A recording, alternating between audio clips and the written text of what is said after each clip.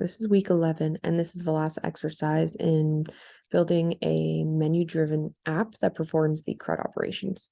So the first thing that I did for this exercise was add the update project details to the operations list. Next was to create an actual case for it. So case 4 in order to create an update projects details method. So here's the update project details method. And what it does first is it makes sure that somebody has actually selected a project to update. After that, once a project is selected, the user will be prompted to enter a new project name, estimated hours, and anything they want to change in the details of that project. Once that's done, it will reread the current project to pick up the changes. Next, I went to projectservice.java and made sure that the modified project details method was placed in here as well.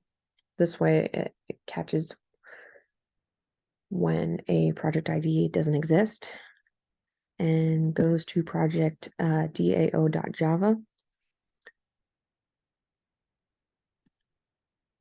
Here we have the modify project details method. In this method, I wrote an SQL statement to modify the project details, which I then obtained a connection and created a prepared statement using the appropriate try with resource and catch blocks. I started a rollback transaction as usual and threw a DB exception for each catch block. I made sure that the transaction was committed and returned the result from the execute update method. So now we're actually going to test the application. So we're going to try updating the project details without actually selecting a project. And it's saying that we are not currently working with a project. So it's prompting us to actually select one. So we will select a project by putting 3.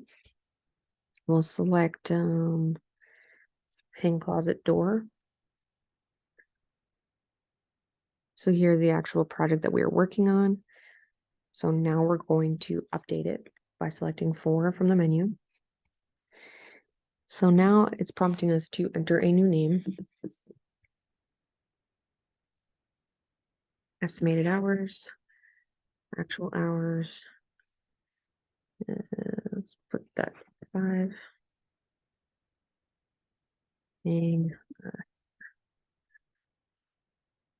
So let's see if everything we put in Hangador, yep, every little change that we made to that project worked.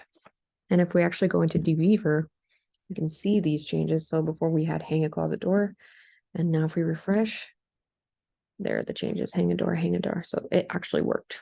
The final change we made to the project was adding a delete a project to the operations,